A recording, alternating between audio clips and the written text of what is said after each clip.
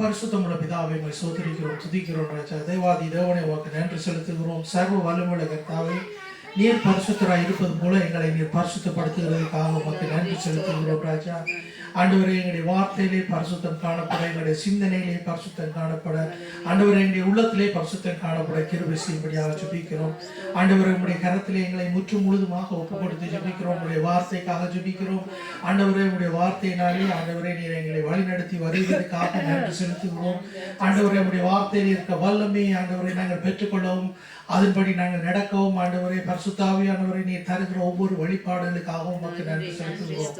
கர்த்தாவே, உம்முடைய கரத்திலே ஆண்டவரை எங்களை ஒப்பு கொடுக்கிறோம். எங்கள் ஒவ்வொருத்தரோடும் நீர் பேசும்படியாக ஜெபிக்கிறேன். இயேசுவின் வல்லமையுள்ள நாமத்தினாலே ஜெபம் பண்ணி நிற்கிறோம் பிதாவே. ஆமென், ஆமென், ஆமென். ஹல்லேலூயா. ஹல்லேலூயா. இருக்கிறதான வல்லமையை நாங்கள் கண்டுகொள்றதுக்கு நாங்கள் இவ்வளோ காலம் நாங்கள் பைபிளை படித்து வரோம், பைபிளில் வசனங்களை நாங்கள் வாசிச்சுட்டு வரோம். அந்த வார்த்தை எங்களுக்குள்ள டிரான்ஸ்ஃபார்ம் பண்ணுவோம், எங்களை மாற்ற வேண்டும். எங்கள் வார்த்தையாகவே நாங்கள் கேட்டுக்கொண்டே இருந்த மாட்டோம், அப்படியே வார்த்தையாக தான் இருக்கும். எங்களுக்கு அந்த வார்த்தையை அப்படியே நாங்கள் மனப்பாடம் செய்து வார்த்தையை நாங்கள் அறிக்கை பண்ணுவோம். ஆனால் ஆவிக்குரிய ரீதியிலே நாங்கள் பார்ப்போமா என்றால் அது எங்களை உருமாற்ற வேண்டும், அது எங்களை மாற்ற வேண்டும். எங்கிட்ட இருக்க சுயம் கலைந்து ஆண்டவர் ஆவியானவருடைய வெளிப்படுத்தல், ஆண்டவர் ஆவியானவருடைய காரியங்கள் எங்கள்கிட்ட இருந்து வெளிப்பட வேண்டும். அப்போ நாங்கள் இன்னும் ஆவிக்குள்ளாய் ஆகிறதுக்கான ஒரு காரியம் அது. நாங்கள் இன்னும் ஆவிக்குள்ளாய் இருக்கிறதான காரியம். ஆவியின் கனிகளை குறித்து நாங்கள் அறிந்திருக்கிறோம். அவைகள் எங்களுக்குள்ளே வெளிப்படுவதை நாங்கள் கண்டுகொள்வோம். நாங்கள் முந்தி எப்படி இருந்தோம், நாங்கள் இப்போ எப்படி இருக்கிறோம். என்னென்னா நாங்கள் ஆண்டவரை இயேசு கிறிஸ்து ஏற்றுக்கொண்டுட்டோம். அந்த ரீதியிலே நாங்கள் அப்படியே நாங்கள் வளர்ந்து வருகிறோம். அப்போ நாங்கள் தொடர்ந்து நாங்கள் வார்த்தைகளை படித்து வரைக்கல நாங்கள் பார்க்குறது ஜோவான் புஸ்தகத்திலே நாங்கள் 6வது அதிகாரம் 63வது வசனத்தை நாங்கள் வாசிக்கிறோம். ஆவியை உயிர்ப்பிக்கிறது, மாம்சம் ஒன்றுக்கும் உதவாது. நான் உங்களுக்கு சொல்லுகிற வசனங்கள் ஆவியும் ஜீவனுமாய் இருக்கிறது. எல்லாரும் வாசிப்போமா இருக்கா? எல்லாரும் எடுத்துட்டீங்களா? எடுத்த அப்புறம் எல்லாரும் உரத்தியா வாசிப்போம். ஓகே. ஆவி உயிர்ப்பிக்கிறது, மாம்சம் ஒன்றுக்கு உதவாது. நான் உங்களுக்கு சொல்லுகிற வசனங்கள் ஆவியாயும் ஜீவனாயும் இருக்கிறது. ஆமென், ஆமென். ஆவியாயும் ஜீவனாயும் இருக்கிறது. ஆவிக்கும் ஜீவனுக்கும் ஒரு தொடர்பு இருக்கிறது. நாங்கள் மாம்சத்துல தான் நாங்கள் இருக்கிறோம். மாம்சம் இல்லை, மாம்சம் செத்துட்டு அந்த ஆவி சும்மா இருக்கலாது. ஆவி ஆண்டவர்கிட்ட தான் போகிறது, வேற வழியே இல்லை வேற எங்கேயும் போகிறதுக்கு. அதாவது நாங்கள் பைபிளில் நாங்கள் வடிவாக வாசிச்சுட்டு போய்க்கல ஆண்டவர் சொல்லுகிறார். அது ரெண்டு காரியங்கள் தான் கொடுக்கப்பட்டிருக்கு. ஒன்று, அதாவது நாங்கள் ஆண்டவருக்கு கீழ்ப்படிந்து ஆண்டவர்கிட்ட பிள்ளையாக ஜீவிக்கணும், இல்லாட்டிக்கு பிசாசுற பிள்ளையாக இருக்கணும். பிசாசுற பிள்ளையாக டேக்கல அடுத்த பக்கம் பார்க்கல நாங்கள் இந்த உலகத்துக்கு தேவையான காரியங்களுக்குள்ள எங்களுடைய விருப்பங்கள், உலகத்தின் காரியங்கள், அதில் நாங்கள் ஈடுபடுறது நாடி நாங்கள் எங்களை கண்டுகொள்ளலாம். நாங்கள் ஆண்டவர் இயேசு கிறிஸ்துவோடு நாங்கள் ஜீவிக்கிறோமா, இல்லாட்டிக்கு இந்த உலகத்துக்கு ஒத்த வருஷம் தரிச்சு கொண்டு இருக்கிறோமான்னு சொல்லி அதுக்கு கீழே வேறு ஒன்றுமே இல்லை. அதாவது ரெண்டு காரியங்கள். இந்த வார்த்தையில, அதாவது நாங்கள் வார்த்தைகளை படித்துட்டு அநேக வார்த்தைகளை நாங்கள் கேட்டிருக்கிறோம், படிச்சிருக்கோம், அநேக பிரசங்கங்களை கூட கேட்டிருக்கிறோம். எத்தனையோ வருஷம் நாங்கள் விசுவாசிகளாக நாங்கள் ஒரு சபையில் இருக்கிறோம், வாழ்ந்து கொண்டு வருகிறோம். ஒவ்வொரு நாளும் நாளுக்கு நாள் ஆண்டவர் எங்களை திருத்தி கொண்டே இருக்கிறார். நாளுக்கு நாள் எங்களை ஆண்டவர் புதிதாக்கி கொண்டே இருக்கிறார். நாங்கள் சோர்ந்து போகிற நேரத்தில் ஆண்டவர் எங்களுக்கு பலத்தை தருகிறது. அதே போலதான் எங்களுக்கு விளங்காத காரியங்கள், எங்களுக்கு நாங்கள் அறியாத காரியங்கள், எங்களுக்கு எட்டாத காரியங்களை எல்லாம் நாங்கள் ஜீவ புஸ்தகத்திலிருந்து நாங்கள் பெற்றுக்கொண்டிருக்கிறோம். அதுக்கு நான் சொல்றது உண்மைதானே? இதுல இருந்தா நாங்க படிச்சு கொண்டுறோம். அப்ப ஞானம் ஆண்டவர் கூட எங்களுக்கு கிடைக்கிற ஒரு காரியம். அதை இல்லாதவன் கேட்டு பெற்றுக்கொள்ள ஜாக்கப்பில் எழுதப்பட்டிருக்கு. அது யாருக்காவது ஞானம் இல்லையென்றா அவர்கள் கேட்டு பெற்றுக்கொள்ள வேண்டும் சொல்லி எழுதப்பட்டிருக்கிறது. அப்ப நாங்கள் இந்த பகுதியிலே நாங்கள் இந்த வார்த்தையிலே நாங்கள் முதலாவது காரியத்தை பார்ப்போம் வேண்டாம். ஆவியே உயிர்ப்பிக்கிறது என்று சொன்ன வசனத்தை நாங்கள் நாங்கள் கொஞ்சம் கவனமாக பார்ப்போம். அதில் சொல்லியிருக்கிறபடி ஆவியானவர் எங்களுக்குள்ளே வாசம் செய்கிறது தான் எங்களுக்கு சரியான காரியம். அதுதான் எங்களுக்கு சரி. அதை விட்டோம்னா நாங்கள் எங்களுடைய சுயத்தில் தான் நாங்கள் வாழுவோம். எங்களுடைய சுயத்தில் இருக்கிற மாதிரியே எங்களுடைய விருப்பத்தின்படியே எங்களுடைய மனது போன போக்கில் நாங்கள் வாழ்ந்துட்டு போவோம். அப்படியே நாங்கள் வாழ்ந்துட்டு போவோம். அது ஆண்டவருக்கு பிரியமான காரியம் இல்லை. ஏன்னா மனதுக்குள்ள எங்களோட மனதில் இருந்து தேவையில்லை. அப்போ நாங்கள் பாருங்க, ஒரு உதாரணத்துக்கு சொல்கிறேன்னு, ஒரு 20 வயசு ஒரு ஆளை நாங்கள் எடுப்போம், ஆணோ பெண்ணோ 20 வயசு நினைக்கலாம். அந்த 20 வயசு மட்டும் அவர்கள் கற்றுக்கொண்ட காரியங்கள் தாய் தகப்பன்கிட்டேருந்து, இந்த உலகக்கிட்ட இருந்து, ஃப்ரெண்ட்ஸ்கிட்ட இருந்து, ஸ்கூலுக்கு போனால் ஸ்கூல்ல இருந்து, வேலைக்கு போனால் வேலை இடத்துல இருந்து கற்றுக்கொண்ட காரியங்கள் எல்லாவற்றையும் தங்களுக்குள்ளே வைத்து அதன்படி அவர்கள் வாழ்ந்து வருவார்கள்.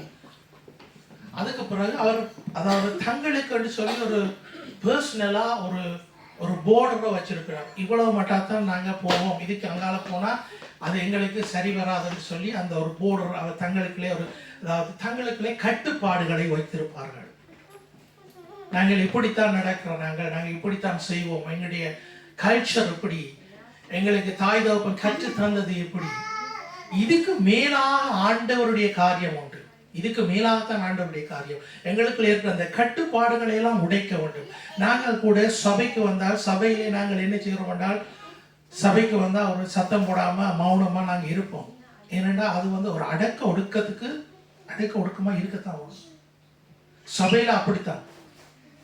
சபையில் நாங்கள் சத்தம் போட்டு சண்டை பிடிச்சி கொண்டு இருக்கிறதில்ல. சபையில் நாங்கள் அடக்க ஒடுக்கமாக இருப்போம். வேதத்தை நாங்கள் படிப்போம், தியானிப்போம். மற்றவர்களோடு தேவையில்லாத கதைகளுக்கு நாங்கள் எங்களை ஒப்பு கொடுக்க மாட்டோம். ஞாயிற்றுக்கிழமை என்றாலே அது கொஞ்சம் நாங்கள் கொஞ்சம் ஹோலியாக பார்க்குற ஒரு பரிசுத்தமாக பார்க்குற ஒரு நாள். ஆனால் அதை தனியாக நீங்கள் அப்படி பார்க்காம எல்லா நாட்களையும் நீங்கள் அப்படியா பார்த்துக்கணும். ஞாயிற்றுக்கிழமை அது ஆட்டோமேட்டிக்கலாக எங்களுடைய சுபாவத்துக்குள்ளே வளர்ந்துட்டு நாங்கள் அப்படி வந்துட்டோம். ஞாயிற்றுக்கிழமையோடனே நாங்கள் பயத்தோடு பக்தியோடு கூட ஆண்டவரை தேடுகிற அந்த கவனத்தை நாங்கள் செலுத்துவோம். பிள்ளைகளுக்கும் கூட தான் சொல்கிறேன், அநேகமாக நாங்கள் கூட வளர்ந்து வரைக்குள்ள நாங்கள் வேதத்தை படிக்காமல் ஞாயிற்றுக்கிழமை வந்திருப்போம். ஆனாலும் ஆண்டவர் அறிஞ்ச பிறகு வேதத்தை நாங்கள் படிப்போம் ஒவ்வொரு நாளும். அது ஞாயிற்றுக்கிழமை பப்பா முந்தி கேட்பார், அடிக்கடி கேட்பார், 6 ஞாயிற்றுக்கிழமை நீங்கள் வேதம் படிச்சுட்டு வந்து நீங்கள் எத்தனை பேருக்கு ஞாபகம் இருக்கு பாப்பா கேட்குறோம். அதே மாதிரி நாங்கள் எங்களை திருத்திக் கொள்ளணும். ஆண்டவருடைய வசனம் தான் எங்களை திருத்தும். நாங்கள் மற்றவர்களுக்கு முன்னாலே நாங்கள் எங்களை வெட்கப்படுத்துறதுக்கு ஆண்டி கேட்குற காரியம் அல்ல. உண்மையாகவே அது இந்த அதாவது ஒரு தகப்பனுக்கும் ஒரு மேய்ப்பனுக்கும் கொடுக்கப்பட்டதான ஒரு கடமை. உங்களை எல்லாம் நாங்கள் கவனமாக பார்த்து கொள்ளணும்னு சொல்லி நான் உங்களை சொல்கிறேன். மட்டுமே உங்களை எல்லாரையும் நான் கேர்ஃபுல்லாக பார்த்து கொள்ளணும். ஸோ உங்களோட தேவைகளை அறிஞ்சிருக்கணும். அதன்படி உண்மையாகவே அது இதிலும் பார்க்க எங்களுடைய நல்ல மேய்ப்பனாகிய இயேசு கிறிஸ்து எங்களோடு கூட இருக்கிறார். அவர் எங்களை பாதுகாத்துக் கொள்கிறார். அதன்படி நாங்கள் வார்த்தையிலே நாங்கள் வளர்ந்து வரைக்கல வார்த்தையை கேட்டு கேட்டு அநேக வார்த்தைகளை நாங்கள் பாடமாக்கி நாங்கள் அதன்படி நாங்கள் வாழ்ந்து வருவோம். ஆனால் வார்த்தை டிரான்ஸ்ஃபர் பண்ணணும் எங்களுக்குள்ளே. வார்த்தையாக வச்சிருப்போம்னா எங்களுக்கு அந்த வார்த்தை தான் தெரியும். வார்த்தை எங்களுக்குள்ள இருந்து அதை டிரான்ஸ்ஃபர் பண்ணுவோம். அது அதில் அடுத்த ஸ்டெப் என்னவென்றால், ஆவிக்குரிய ஜீவியத்திலே நான் தேர்ந்தவனாக வரணும்.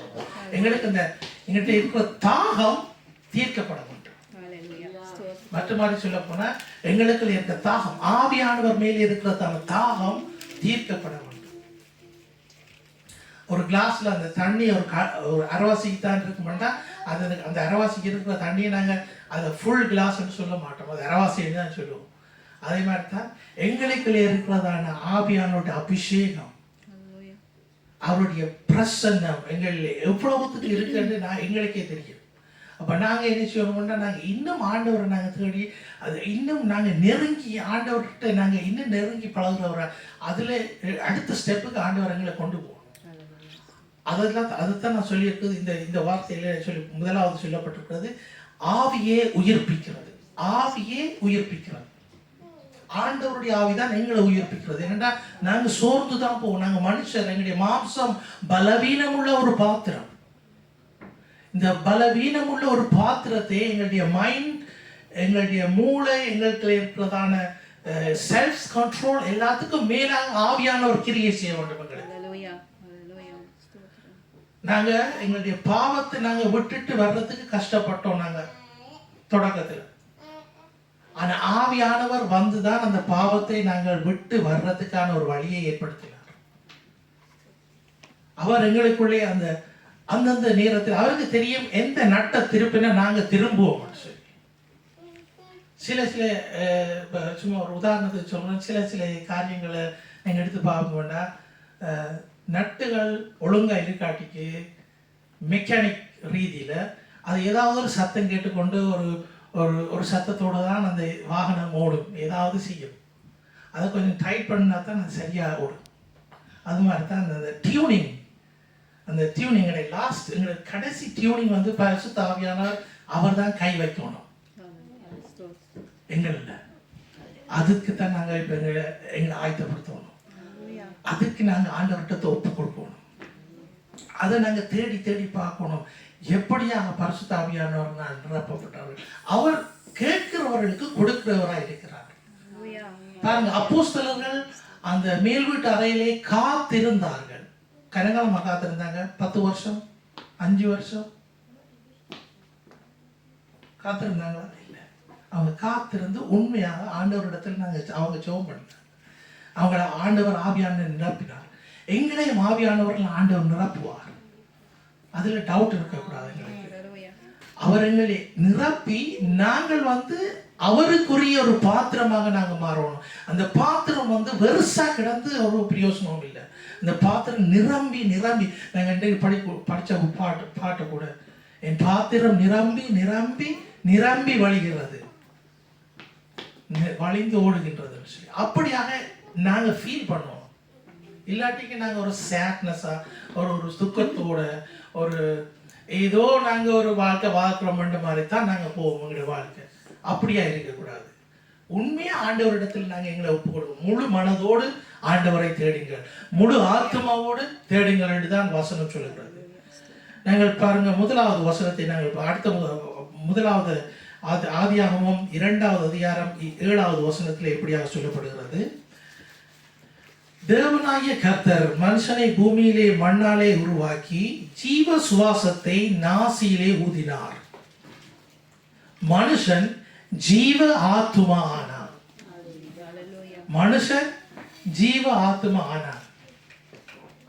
அப்ப பாருங்க, அந்த மனுஷன் ஆண்டவர் படைத்துட்டு அவனுக்கு ஜீவனை கொடுக்கிறதுக்கு தன்னுடைய சுவாசத்தை ஊதினார் என்று நாங்கள் படிக்கிறோம். அவன் ஜீவ ஆத்துமா ஆனான். இதை நாங்கள் கொஞ்சம் வித்தியாசமா நாங்கள் உண்மையாகவே நாங்கள் படிப்போம். பிள்ளைகளுடைய கணக்கில், பிள்ளைகளுடைய ரீதியில, பிள்ளைகளுடைய யோசனைகள்ல கிட்டடியில் எனக்கு ஒரு கேள்வி வந்தது. எல்லாரும் பிறந்து சின்னனா பிறந்து பேபியா பிறந்து தானே இந்த பூமிக்கு வர்றவே. ஏன் ஆதாமும் ஏவாளும் அப்படி பிறக்க இல்லை?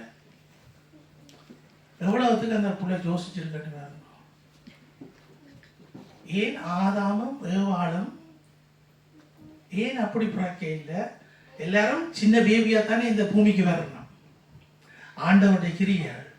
ஆனாலும் ஆண்டவர் தன்னுடைய சுவாசத்தை ஊதி அவன் ஜீவ ஆத்துமாவானான்னு சொல்லப்பட்டிருக்கிறது. அதுக்கு பிறகுதான் பாவத்தில் விடுகிறார். அதுக்கு பிறகுதான் பாவத்தில் விட. அது மட்டும் ஜீவ ஆத்மாவான அந்த ஆவியிலே அந்த மனுஷன் காரியங்களை சொல்ல சொல்ல எல்லாம் ஆண்டவர் இயேசு கிறிஸ்து சொல்ல சொல்ல நடந்தது போல மனுஷனும் சொல்லி எல்லா காரியத்தையும் செய்துட்டோம். இப்ப நாங்களும் கூட எங்களுக்கு தேவைகளுக்காக நாங்கள் ஜெபிப்போம். எங்களுடைய சுகத்துக்காக, எங்களுடைய பலத்துக்காக, எங்களுக்கு தேவைகள், எங்களுக்கு இல்லாததே இருக்கிறதை போல் அழைக்கிறது ஒன்று தான் சொல்லப்படுகிறது. அப்ப நாங்க ஜெபிக்கிறோம், ஆண்டவரிடத்துல நாங்க வேண்டுதல் செய்கிறோம், பாரத்தோடு வேண்டுதல் செய்கிறோம். ஆனா எங்களுடைய ஆவிக்குரிய கண்களினால் நாங்கள் அதை காண வேண்டும், அதை கண்டு விசுவாசிக்க வேண்டும். இதுலதான் இருக்கு இந்த ரகசியம். ஆவிக்குரிய ரீதியில் நாங்க எத்தனையோ எல்லாம் கற்பனை பண்ணுவோம். ஆனா இந்த இப்படி நாங்க கற்பனை பண்ண, ஏன் நாங்க இப்படி கற்பனை பண்ணக்கூடாது? இப்படி நாங்க கற்பனை பண்ணி பார்க்கணும். ஆண்டவர் எனக்கு இதை செய்து விட்டார், ஆண்டவர் எனக்கு இந்த வேலையை தந்து விட்டார், நான் அந்த வேலையில் இருக்கிறேன், அறிக்கை பண்ண வேண்டும். எனக்கு ஆண்டவர் சுகத்தை கொடுத்து விட்டார், எனக்கு ஒரு வீடு கிடைத்து விட்டது, ஆண்டவர் எனக்கு தேவைகள் யாவற்றையும் சந்தித்து விட்டுட்டார். இயேசு கிறிஸ்து கூட சொல்லியிருக்க, நீ நாளைய தினத்தை குறித்து பயப்படாதே, அதுக்குரிய காரியம் எல்லாம் ஆண்டவர் செய்துட்டார். நாங்க எங்களுடைய மாம்சத்துல நாங்க வாழ்ந்துட்டு போறோம். நாளைக்கு எங்களுக்கு பாக்கெட்டுக்குள்ள காசு இருக்குது, பசிச்சா சாப்பிட்றதுக்கு எங்களுக்கு, நாங்க பசிச்சா எங்களுக்கு சாப்பாடு ஓடி சாப்பிட்றதுக்கு எங்களுக்கு ஏதும். இல்லாட்டிக்கு வீட்டை கூட நாங்கள் நாளைக்கு என்ன சமைப்போம்னு சொல்லிட்டு தான் நாங்கள் படுப்போம். இதுகளெல்லாம் செய்கிறோம். ஆவிக்குரிய ரீதியில நாங்க இன்னுமாய் மற்ற காரியங்கள், முக்கியமான காரியங்கள், ஆவிக்குரிய காரியங்களை குறித்து நாங்கள் நாட வேண்டும், அதை தேட வேண்டும், அதை அறிக்கை செய்ய வேண்டும், அதை குறித்து கற்பனை செய்ய வேண்டும், கனவுகள் காண வேண்டும். இப்படியாகத்தான் நாங்கள் வாழணும். இதோட நாங்க செய்தாதான் பாருங்க, கூடுதலா எல்லாருக்கும், எல்லா தாய் தகப்பனுக்கும் தங்களோட பிள்ளை நல்லொரு, தங்களோட பிள்ளைக்கு ஒரு நல்ல ஒரு மாப்பிள்ளை கிடைக்கணும், ஒரு பொம்பளை கிடைக்கணும்னு சொல்லி அவங்க ஒரு குறிப்பிட்ட வயசு வந்து அப்புறம் கொஞ்சம் அதுதான் அவங்களுக்கு தலையடியா இருக்கும். அப்ப அந்த தலையடியை போக்குறதுக்கு கூட நாங்க அந்த ரீதியில ஆண்டவர் தந்துட்டாருன்னு சொல்லி நாங்க நன்றி செலுத்தி நாங்க கற்பனை பண்ணி வசனங்கள் இருக்குது. என்ன வசனங்கள் இருக்குது? இயேசு கிறிஸ்து ஆனவர் ஞானத்திலே விருத்தி அடைந்தார், மனுஷதாயிலே வளர்ந்தார்னு சொல்லி நாங்கள் பிள்ளைகளுக்கு மேலாக செய்கிற ஜெபம். 23ஆம் சங்கீதத்தில் 5வது வசனம் என்ன சொல்லுது? 23:5. எல்லாரும் பாடம் தான் சங்கீதம், சும்மா அப்படியே தொடங்கிதான் வரும். அதுக்கு கடைசி பகுதி, என் ஜீவனுள்ள நாட்கள் எல்லாம் நன்மையும் கிருபையும் என்னை தொடரும், நான் கர்த்தருடைய வீட்டிலே நீடித்த நாட்களாக நிலைத்திருப்பேன். பாருங்க, இந்த வார்த்தைகளை நாங்க எங்களுடைய பிள்ளைகளுக்கு மேலாக சொல்லி ஜெபிக்க வேண்டும்.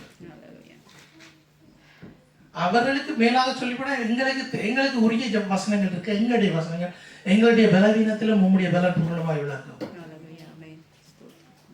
இந்த வார்த்தைகளை நாங்க சொல்லி சொல்லி ஜெபிச்சு நாங்க இன்னும் ஆவிக்குள்ளாயாக வேண்டும்.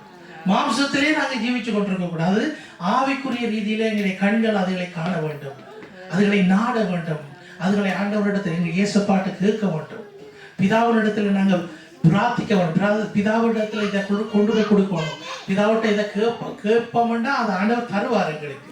அப்படியாத்தான் வசனம் சொல்லப்பட்டிருக்கிறது. அல்லேலூயா.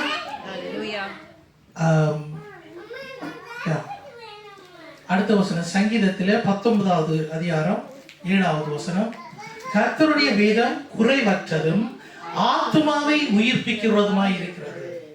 இந்த வசனங்கள் எல்லாம் உங்களுக்கு தெரியும். இந்த வசனங்கள் எல்லாம் நாங்க அநேக தரம் கேட்டிருக்கிறோம். ஆனா ஆத்மாவை அது உயிர்ப்பிக்கிறது. யாருக்கு ஆத்மாவை? இவற்றையோ ஒரு ஆத்மாவிலே என்னுடைய ஆத்மாவை அது உயிர்ப்பிக்க வேண்டும். நான் ஆத்மாவிலே செத்து போயிருக்கிறேன், என்னுடைய ஆத்மாவிலே நான் பலன் இல்லாம இருக்கிறேன், நான் என்னுடைய ஆத்மா உயிர் பெற வேண்டும், அவர் எனக்குள்ளாக வர வேண்டும். நான் இப்படி சொன்னது நான் உங்களுக்கு பிள்ளையா சொல்லிட்டேனோ தெரியாது, நான் செத்து போயிருக்கேன், நீங்க கொஞ்சம் வித்தியாசமா நினைக்கிறேன். என்னுடைய ஆத்மா வந்து இன்னும் ஆண்டவரை தேடி அவருடைய ஆவியில நிரம்ப வேண்டும். அதுதான் எங்களுக்கு தேவை. அதுலதான் அப்படி நாங்கள் வாழுவோமா இருந்தால் நாங்கள் ஒன்றுக்கும் கவலைப்பட வேண்டாம். என்ன பிரச்சனை வந்தாலும் ஆண்டவர் எல்லாம் செய்வார், ஆண்டவர் எல்லாம் செய்வார். எங்களுடைய வாயிலிருந்து வருகிற வார்த்தைகள் வந்து ஜீவன் உள்ள வார்த்தைகளாய் இருக்க வேண்டும். அவவிசுவாசம் இல்லாத வார்த்தைகள் எங்களுக்கு வரக்கூடாது. அவவிசுவாசம் இல்லாத வார்த்தைகள், என்ன நடக்குமோ தெரியாது அப்படி நாங்க சொல்லக்கூடாது. நான் ஷுவரா சொல்லணும், ஆண்டவர் எனக்கு செய்துட்டார், நான் பெற்றுக்கொண்டுட்டேன். அப்ப நாங்க எங்களுடைய மைண்ட் வந்து எங்களுக்கு எந்த நேரம் மாறுபாடாத்தான் இருக்கு. எங்களுடைய மைண்ட் வந்து இல்ல நடக்க இல்ல, வேற உனக்கு அப்படித்தான் இருக்குது, நீ அப்படி இல்லை. எங்களுடைய மைண்ட் அப்படித்தான் திரும்ப திரும்ப சொல்லும். அதை விட சாத்தானம் வந்து சொல்லுவார், நீ இப்படி எல்லாம் குழப்படி செய்துட்டு நீ ஜெபிக்கிற ஜெபம் ஆண்டவருக்கு போயிடும், இப்படி எல்லாம் வந்து ஆண்டவர் பிசாசு வந்து உங்களுக்கு சொல்லும். ஆனா அதுக்கு மேலாகத்தான் நாங்க விசுவாசிக்கிறோம். கடுகளவு விசுவாசம். அந்த கடுகளவு விசுவாசத்துல நாங்க எவ்வளவு நாங்க எங்களை ஒருத்து எங்களை ஆண்டவரிடத்துல கொடுக்க வேண்டியிருக்கு. அந்த கடுகளவு விசுவாசத்தை தான் ஆண்டவர் எதிர்பார்க்கிறார். அந்த கடுகளவு விசுவாசம் கடுகளவாவே இருக்க போறோம் இல்லை. எங்களுக்கு காலப்போக்கில் நாங்க விசுவாசத்துல நாங்க தேறினவர்களாய் நாங்கள் ஆர்வோம், நாங்க வளருவோம். நாங்க எங்களுடைய அவிசுவாசம் எங்களை விட்டு விலகவும் விசுவாசத்திலே நாங்கள் இன்னுமாய் உறுதிப்படவும் ஆண்டவர் எங்களுக்கு வார்த்தைகளை தந்திருக்கிறார். அந்த வார்த்தையை பிடித்து கொண்டு நாங்கள் வார்த்தையை அப்படியே வச்சு கொண்டு இருக்காம, ஆண்டவரை நீர் தந்துட்டீர், நீர் சுகத்தை தந்துட்டீர், நீர் எனக்கு வேலையை தந்துட்டீர், நீ எனக்கு வீட்டை தந்துட்டீர், என்னுடைய பிள்ளைகளுக்கு நல்ல ஒரு வாழ்க்கையை கொடுத்துட்டீர், அப்படியா நாங்கள் அறிக்கை பண்ணி கண்களினால் நாங்கள் ஆவிக்குரிய கண்களினால் நாங்கள் காண வேண்டும். பாருங்கள், நாங்கள் எல்லா காரியங்களையும் நாங்கள் படிச்சுட்டு போறோம். நாங்கள் ஆதியாகமத்திலிருந்து நாங்கள் எல்லாத்தையும் கற்றுக்கொண்டு போறோம். ஒவ்வொரு ஞாயிற்றுக்கிழமையும் நாங்கள் வந்து கேட்குற மெசேஜ் இருக்குல்ல, இந்த வார்த்தையில ஆண்டவர் என்னத்தை என்னோட பேசுறார், நான் திருந்துறேனா திரும்ப ஆண்டவருக்கு தெரியும் மனுஷன் எப்படிப்பட்டவன்னு தெரிஞ்சுதான் ஒவ்வொரு ஞாயிற்றுக்கிழமையும் மெசேஜ் கொடுக்கப்படுது. அது குறித்து அதுவும் காணாம வீட்டு கூட்டம், ஆன்லைன் மீட்டிங், வீட்டை நாங்கள் வேதத்தை படிக்கிறது, நாங்கள் எத்தனையோ மெசேஜை கேட்கறது அண்டுட்டு அப்போ எங்களுக்கு கொஞ்சம் புத்தி தெளிஞ்சு அப்புறம் சொன்னோம், நாங்கள் திருந்துறதுக்கு இவ்வளவு இருக்குது, நாங்கள் கேட்கறதுக்கு இவ்வளவு இருக்குது, எங்களுடைய வாழ்க்கையை நாங்கள் இவ்வளவுத்துக்கு திருத்தி கொள்ள வேண்டும். ஒன்று சொல்றேன், நாங்கள் பரிசுத்தமாக்கப்படுகிறோம், நாங்கள் ஒவ்வொரு நாளும் ரட்சிக்கப்படுகிறோம், நாங்கள் ஒவ்வொரு நாளும் விசுவாசத்தில் வளர்கிறோம். இந்த இது எங்களுடைய வாழ்க்கை முற்றுப்புள்ளி ஆண்டவரோட கரத்தில் இருக்கு. எங்களுடைய வாழ்க்கை ஃபுல்லா எல்லாம் முடிச்ச பிறகுதான் ஆண்டவர் எங்களை அந்த இடத்துக்கு கொண்டு போவார், எங்க தன் இடத்துக்கு கொண்டு போவார். அது மாட்டா நாங்கள் படிக்கிறத படிக்கத்தான் வேணும், விடுறத விடத்தான் வேணும். விட்டுட்டு அந்த எங்களுடைய சுபாவங்கள் எல்லாம் விட்டு நாங்கள் இந்த வார்த்தையில கவனத்தை செலுத்தி, வார்த்தையில நீங்க இன்னொன்று வார்த்தையில நாங்கள் கவனத்தை செலுத்தி நாங்கள் செய்துட்டு போயிருக்கிற வித்தியாசமான காரியங்கள் எல்லாம் எங்களுக்கு வரும். ஏன்னா நாங்கள் வார்த்தையில உறுதியா போய் கொண்டிருக்கிறோம். வார்த்தையில நாங்கள் உறுதியா போய் கொண்டிருக்கல, யாராவது சொல்லுவாங்க இப்படி செய்யக்கூடாது, அப்படி செய்யக்கூடாது, அப்படி செய்யக்கூடாது, இப்படி நடக்கக்கூடாது. இதுகளெல்லாம் எங்களுக்கு ஆண்டவருடைய காரியங்கள் இல்லை. என்னென்னா பவுல் வடிவம் எழுதியிருக்கிறேன். அப்போ சொல்லுவோம், உங்களுக்குள்ள இருந்தா எல்லாம் கள்ள தீர்க்கதரிசிகளும் கள்ள போதகங்களும் எல்லாம் வரும். அப்ப நீங்க பேருந்து அதுக்குள்ள நின்று கொண்டு இது இப்படி சொல்லக்கூடாது, அப்படி செய்யக்கூடாதுன்னு ஆண்டவர் வழிநடத்தி சத்தம் விடாம பாய மூடிக்கொண்டு ஆண்டவர்கிட்ட கரத்தில் அப்படி அடங்கி அப்படியே போக முடியாது. அவற்றை வார்த்தைகளை நாங்கள் அப்படியே சின்ன பிள்ளை மாதிரி எடுத்துக்கொள்ளணும். கேள்விகள் கேட்கறதுல வித்தியாசமான கேள்விகள் இருக்குது, அது இல்லை ஓகே. ஆனால் தேவையில்லாம கண்டதுக்கும் கேள்வியில் இதை நாங்கள் இன்னும் பரிசுத்தமாகப்படுகிறோம். பிரச்சனை நாங்கள் பரிசுத்தமாகப்படுகிறோம் தான், ஆனாலும் நாங்கள் எங்களுடைய அந்த லைன்ல இருந்து நாங்கள் வெளியில போகக்கூடாது. இதுதான் ஆண்டவர் எங்களுக்கு கொடுத்த லைன். அந்த லைன்ல நாங்கள் போய் கொண்டிருக்கோம். இடதுபுறமும் வலதுபுறமும் சாயாமல் என்னைக்குல இப்படி போய் கொண்டிருக்கீங்களே, ஜீவ பாதையில போய் கொண்டிருக்கீங்களே, இந்த வார்த்தைகளை நாங்கள் கேட்டு அதன்படி நாங்கள் வாழ்ந்துட்டு போய்க்கல. எங்களுக்கு சிலது யாராவது சொல்லினோம் இது இப்படி அது அப்படி இப்படித்தான் இருக்குதுன்னு சொல்லி தார்மாரா எல்லாம் கேள்விகள் எல்லாம் வரும். அதில் வந்தாலும் நாங்கள் அதுகளுக்கு காது கொடுக்காம நாங்கள் ஆராய்ச்சி பார்க்கலாம். அதில் ஒரு பிரச்சனையும் இல்லை. எல்லாத்தையும் வார்த்தையோட நாங்கள் ஒப்பிட்டு தான் பார்க்கணும். எல்லா வார்த்தையும் எல்லா வசனத்தையும் ஒப்பிட்டு பார்த்து நாங்கள் இதுகளை படிச்சுட்டு போய்களே எங்களுக்கு தடையுங்க. ஏன்னா பிசாசுக்கு விருப்பம் இல்லை. நீங்கள் சத்தியத்தை அறியறது, இங்கே சத்தியத்தை அறிகிறது அவனுக்கு விருப்பம் இல்லை. அவன் ஏதாவது ஒரு குழப்பத்தை கொண்டு வருவான். அதுக்கு நாங்கள் காது கொடுக்காத மாதிரிக்கு நாங்கள் ஆண்டவரில் நாங்கள் வார்த்தைகளோட எல்லாத்தையும் நாங்கள் ஒப்பிட்டு பார்க்கணும். ஜோவான் 66-68 போவோம்.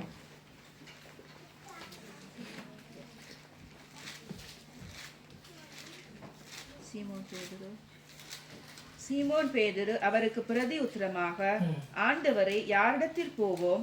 நித்திய ஜீவ வசனங்கள் உம்மிடத்தில் உண்டே. இதுல சொல்ல போனா ஆண்டவர் இயேசு கிறிஸ்து கேட்கிற சீமோன் பேதுருட்ட கேட்கிற, நீங்களும் போக விருப்பமா இருக்கிறீங்களா? முதல் வசனம். அதுக்கு தான் அந்த வசனம் இப்படியாக எழுதப்பட்டிருக்கு. அதுக்கு அவர் சொல்றார், பேதுரு சொல்றார், ஆண்டவரே நித்திய ஜீவ யாரிடத்தில் நாங்கள் போவோம்? நித்திய ஜீவ வசனங்கள் உம்மிடத்தில் உம்மிடத்தில் தானே உண்டு. அப்ப அவருக்கு விளங்கிட்டு பாருங்க, பேதுருவை நாங்கள் எடுப்ப மாட்டோம். பேதுரு எத்தனையோ காரியத்தில் அவர் மிஸ் பண்ணி புளியா நடந்து கடைசி நேரத்திலேயும் ஆண்டவரை மறுதளிச்சு அப்படியெல்லாம் நடந்தாலும் அந்த வார்த்தையில் அவர் இயேசு கிறிஸ்து எடுத்துக்கொள்ளப்பட்ட பிறகு பரிசுத்த ஆவியானால் நிரப்பப்பட்ட பிறகு பாருங்க, இதான் வித்தியாசம். பரிசுத்த ஆவியானால் நிரப்பப்பட்ட பிறகு எவ்வளோ ஒரு வல்லமையோடு எவ்வளோ ஒரு பலத்தோடு அவர் வெளியில போய் ஜனங்களுக்கு சுவிசேஷத்தை அறிவிச்சார். ஆண்டவர் இருக்கைகளை அவர் உண்மையாகவே அவர் பலத்தோட தான் நின்றார். ஆண்டவருக்கு எதிராக வந்து ஆக்கள்கிட்ட காதை ஒட்டினார், அப்படி கணக்க வேலைகள் செய்தார். அப்படியெல்லாம் ஆண்டவரோடு நல்லா நெருங்கி நடந்த ஒரு ஆனால் எத்தனை நேரம் பிளவிட்டாலும் ஆனால் கடைசியா ஆவியானவரால் அவர் எவ்வளவு வல்லமையாக பயன்படுத்தப்பட்டார். அப்ப நாங்களும் கூட நாங்கள் குறை இருக்குது எங்களுக்குள்ள பலன் இல்லை என்று சொல்லி நாங்கள் அப்படி இருக்காம நாங்கள் துணிஞ்சு போகணும். நாங்கள் துணிஞ்சு அந்த காரியங்களுக்கு இறங்கணும். துணிஞ்சு நாங்கள் எல்லா காரியங்களையும் நாங்கள் எடுக்கணும். ஆண்டவரினோடு கூட இருக்கிறார். ஆண்டவரினோடு கூட இருக்கிறார். அந்த அந்த பலம் எங்களுக்கு தேவை. நாங்கள் ஏதாவது ஒரு காரியத்துக்கு போற மாட்டோம் உடனே நாங்கள் அதில் ஆண்டவரை கணக்கு நீங்கள் இதற்கு தேவையில்லை, ப்ரே பண்ணுங்க உடனே. ஆண்டவரை நான் போறேன் இந்த காரியத்துக்கு, இது எல்லாம் எனக்கு ஒழுங்கா நடக்கும். அதுக்கேற்ற நபரை அந்த இடத்துல நிப்பாட்டும். சில பேருக்கு முன்னுக்கு ஒரு ஆள் நின்றாலே நடுங்கும், அவரோட என்னத்தை கதைக்கிறது எதை கதைக்கிறான்னு சொல்லி. இப்படிப்பட்ட பாத்திரங்கள் எல்லாம் கொஞ்சம் கஷ்டமான பாத்திரங்கள் தான். அதுக்கு ஆவிக்குரிய ரீதியில 2 ஆவியானவர் வேணும். ஒரு ஆவியானவர் தான் எங்களுக்கு, அந்த ஒரு ஆவியானவரை எங்களுக்கு பலத்தை தருவார். நாங்கள் பலத்தோடு நாங்கள் உண்மை ஆண்டவர் எங்களோடு இருக்கிறார், அந்த பலம் எங்களுக்கு வேணும். நாங்கள் தனியே இல்லை, நாங்கள் தனியல்ல. ஒருத்தரும் நீங்கள் சொல்லக்கூடாது நான் தனியேன்னு சொல்லி. ஆவியானவர் என்னோட இருக்கிறார், எனக்கு எல்லாம் ஆண்டவர் பெரிய எனக்கு காரியங்களை செய்வார். அந்த இதோடு நாங்கள் அந்த உறுதியோடு நாங்கள் இருக்கணும். யோவான் 12வது அதிகாரம் 49, 49, 50 வாசிப்போம்.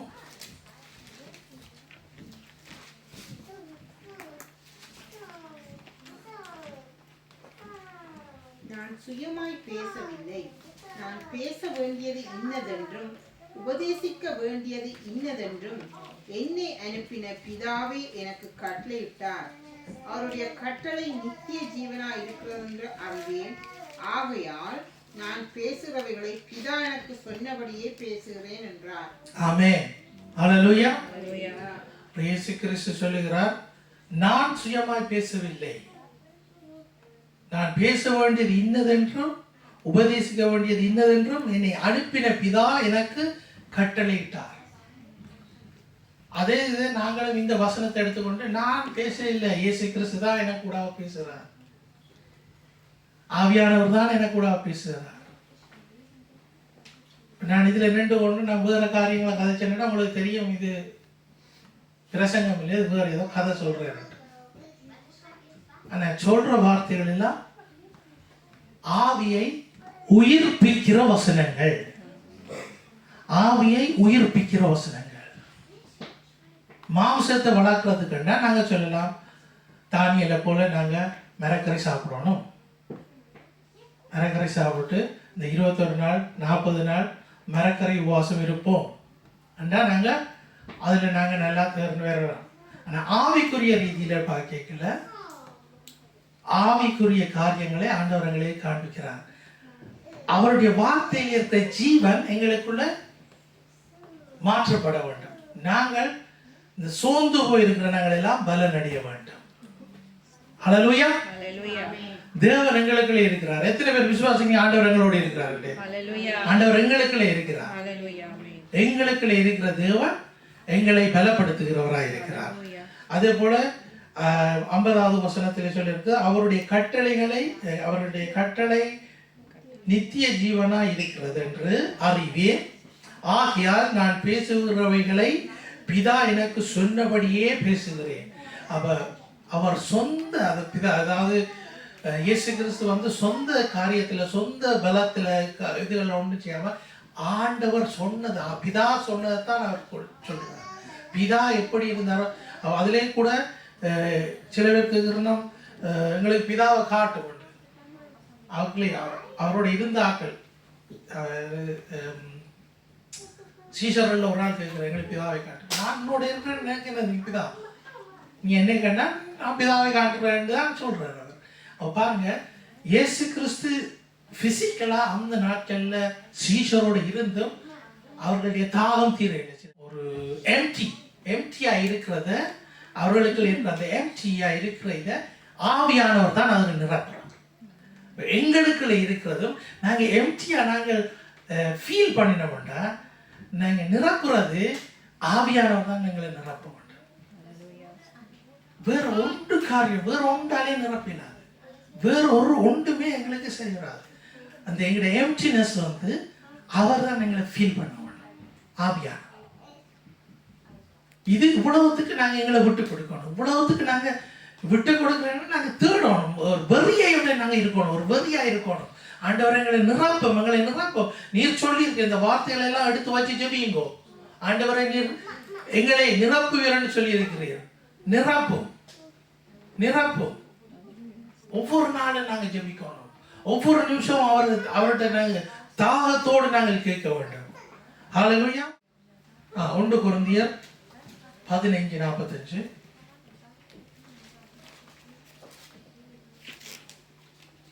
அந்தபடியே முந்தின மனுஷனாகிய ஆதாம் ஜீவாத்மாவானான் என்று எழுதியிருக்கிறது. பிந்தின ஆதாம் உயிர்ப்பிக்கிற ஆவியான. ஆமென். ஹல்லேலூயா. முதல் இருந்த ஆதாம் யாரு? ஆதாம். அவர் சின்ன பிறக்கையில பெருசாகி வந்துட்டார். அவர் சின்ன பேபியா பிறந்து ஆதாம் இந்த பூமிக்கு வரையில அவர் பெரிய மனுஷனாவே வந்துட்டார். ஸோ பிந்தின ஆதாம் யாரு? இயேசு. அவர் எங்களுக்குள்ள என்ன மாதிரி இருக்கிறார்? ஆவியானவராய் இருக்கிறார். அவர் எங்களுக்குள்ள ஆவியானவராய் இருக்கிறார். எங்களுடைய நாங்கள் போய் எங்களுடைய உடம்ப எங்கேயாவது கொண்டே நாங்கள் பதிச்சு எங்களுடைய ஃபோமை நாங்கள் எடுப்போம்டா அதே மாதிரி ஆவியானவர் எங்களுக்கு அவ்வளோத்து ஃபுல்னஸாக இருக்கணும். ஒரு கொஞ்சத்தை நாங்கள் ஒரு கொஞ்சத்தில் ஆவியானவரை விட்டுட்டு மிச்சம் எல்லாம் நாங்கள் மாம்சத்தில் எல்லாத்தையும் நாங்கள் இயல்பட்டு கொண்டிருப்போம் வேண்டாம். அவர் இருப்பார், அவர் ஒன்றும் சொல்ல மாட்டார். ஏன்னா அவர் அப்படிப்பட்டவர். He's gentleman. நாங்கள் இடத்தை விட்டு கொடுத்தா தான் எங்களுடைய இருதயத்தில் நாங்கள் இடத்தை விட்டு கொடுத்தா தான் அவர் அந்த இடத்தை எடுத்துக்கொள்வார். அது மட்டும் அவர் சொல்ல நீ இருப்பார், நீ இரு. ஒரு ஒரு ஒரு போதகர் ஒரு சின்ன ஒரு கதை ஒன்று சொன்னார். அந்த கதையில் சொன்ன போல ஒரு ஆள் பைபிள் ஸ்கூலுக்கு போனார். பைபிள் ஸ்கூலுக்கு போயிட்டு பைபிள் ஸ்கூல் எல்லாம் முடிச்சுட்டு அவர் வெளியில் ஊழியத்துக்கு போகிறார். ஊழியத்துக்கு போய்க்கல. அப்போ ஆவியானவர் கரெக்டாக கேட்குறார், நானும் உன்னோட வர்றதான்ட்டு. இல்லை எனக்கு எல்லாம் தெரியும், அவர்கிட்ட காம்பஸ் இருக்குது, எல்லாம் இருக்குது, பைபிள் இருக்குது, எல்லாம் எடுத்துக்கொண்டு தான் போகிறேன். போய்க்கல இவர் பகல் நேரம் போய்கொண்டிருக்கிறார். இரவு பட்டுட்டு இவர் ஒரு காட்டுகளால் போய்கொண்டிருக்கிறார். சுமார் அவர் கற்பனை பண்ணி சொன்ன கதையாக இருக்கலாம். காட்டுகளால் போய்க்கல அங்கால சத்தம் கேட்குது, இங்கால வேறு சத்தங்கள் எல்லாம் கேட்குது. இவருக்கு பயம் வரைக்கல இவர் அந்த மேப்பையும் கொண்டு எல்லாம் கொண்டு போகிறேன். போய்க்கல இவர் போய்க்கல ஆவியானவர் கேட்குறேன், நான் உனக்கு ஹெல்ப் பண்ணேன்டான்ட்டு. அப்போ அவர் சொல்கிறார், ஓம் ஆவியானவர் எனக்கு ஹெல்ப் பண்ணுவான்ட்டு. சரின்ட்டு அவர் ஹெல்ப் பண்ணினார். அவர் ஹெல்ப் பண்ண அவர் வேற அந்த இடத்துலேருந்து அந்த சிக்க இடங்கள்லேருந்து எல்லாம் வழியில் கூட்டி கொண்டு வந்து விட்டாச்சு. விட்டா பிறகு இவருக்கு திரும்பவும் இவருக்கு உற்சாகம் வந்துட்டு இவர் எனக்கு இனி ஆவியானவர் தேவையில்லை, நான் எந்த சுயபலத்தில் நான் தொடர்ந்து பிரயாணம் பண்ணுறேன்ட்டு தொடர்ந்து போய்கொண்டிருக்கிறார். திரும்பவும் ஆவியானவர் வந்து அவர்கிட்ட கேட்குறேன், உனக்கு ஹெல்ப் பண்ணுவான்னு சொல்லி. ஓம் ஆவியானவர் எனக்கு ஹெல்ப் பண்ணுவான்னு சொல்லி. அப்போ திரும்பவும் அவர் ஆவியானவரை எடுத்துக்கொண்டு ஆவியானவரோட உதவியோட தொடர்ந்து போய்கொண்டிருக்கார் தன்னுடைய பிரயாணத்தை. போய்கொண்டிருக்கல அப்போ தான் தெரியுது அவருக்கு ஆவியானவர் இல்லாட்டிக்கு தான் உண்மையாகவே தான் துளைஞ்சார். ஆவியானவர் இல்லாட்டிக்கு அவர் பெல்லோரம் பண்ணிடுவாருன்ற அந்த ஒரு உணர்வு அவருக்கு கொடுத்தது. உண்மையாகவே நாங்கள் எங்களுடைய பிரயாணத்தை நாங்கள் எங்கள் பரலோகத்துக்கு நாங்கள் ஆயத்தப்படுத்தி ஆண்டவர் எங்களுக்கு இயேசு கிறிஸ்து தான் காட்டின வழியில் நாங்கள் போய்கொண்டிருக்கிறோம். இதில் நாங்கள் எங்களுடைய சுயத்தில் நாங்கள் கொஞ்ச நாள் ஓடினோம், மாம்சத்தில் ஓடினோம். எங்களுடைய வார்த்தையை நாங்கள் எடுத்துக்கொண்டு வார்த்தையில் நாங்கள் ஓடினோம். ஆனால் வார்த்தை எங்களுக்கு டிரான்ஸ்ஃபர் பண்ண இல்லை. நாங்கள் தொடர்ந்து ஓடிக்கொண்டிருக்கிறோம். சில வேளையில் நாங்கள் கலைச்சிடுவோம், சில வேளையில் நாங்கள் கலைச்சிடுவோம். ஆண்டவர் எங்களால் இயலாது. அந்த நேரத்தில் அந்த வார்த்தை ஒன்று இருக்குது, நொறுங்குண்ட இருதயம் உள்ளவர்களை ஆண்டவர் புதுப்பிக்கிறவராக இருக்கிறார். அப்போ இந்த நொறுங்குண்ட இருதயத்தை எங்களுக்கு நாங்களும் கூட அந்த எங்களுடைய வாழ்க்கை பாதையில் நாங்கள் போய்கொண்டிருக்கோம். எல்லாம் எங்களுக்கு சரியா இருக்குது.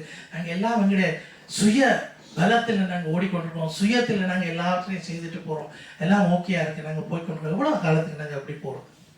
எவ்வளவு காலத்துக்கு நாங்கள் எப்படி ஓட போகிறோம்? அந்த தளர்ந்து போன கைகளை தூக்கி விடுகிற ஆவியானவர், தள்ளாடும் முழங்கால்களை உறுதிப்படுத்துகிற ஆவியானவர் எங்களுக்கு வேணும். அல்லேலூயா. நாங்கள் இன்றைய படித்த பாடல்களை கூட நாங்கள் அநேக பாடல்கள் நாங்கள் படித்த பாடல்களில் ஆண்டவர் இன்றைக்கு எல்லாரோடையும் பேசி இருப்பார். இது மாத்திரமல்ல, நீங்க துதிச்சு கொண்டிருக்கீங்கள ஆண்டவர் உங்களோட பேசுற இல்லையா, உங்களுக்கு வார்த்தைகளை தர்ற இல்லையா, நீங்க அதை ஃப்ரீயா இது இந்த அதாவது சபையில நீங்க அதை ஃப்ரீயா நீங்க யூஸ் பண்ணணும்.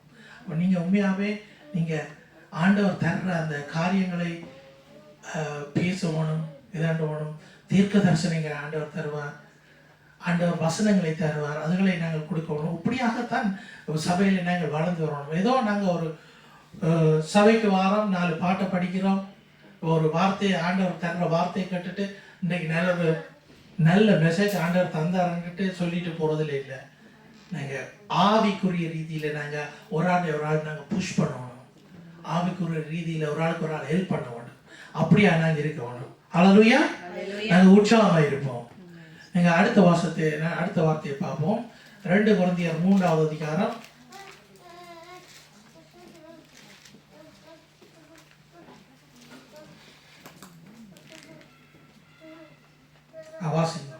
2 கொரிந்தியர் 3. புது உடன்படிக்கையின் ஊழியக்காரராய் இருக்கும்படி அவரே எங்களை தகுதி உள்ளவர்கள் ஆக்கினார். ஆமென். அந்த உடன்படிக்கை எழுத்துக்குரியதாயிராமல் ஆவிக்குரியதாய் இருக்கிறது, எழுத்துக் கொள்ளுகிறது, ஆவியோ உயிர்ப்பிக்கிறது. எழுத்துக்களினால் எழுதப்பட்ட கற்களில் பதிந்திருந்த மரணத்துக்கு ஏதுவான ஊழியத்தை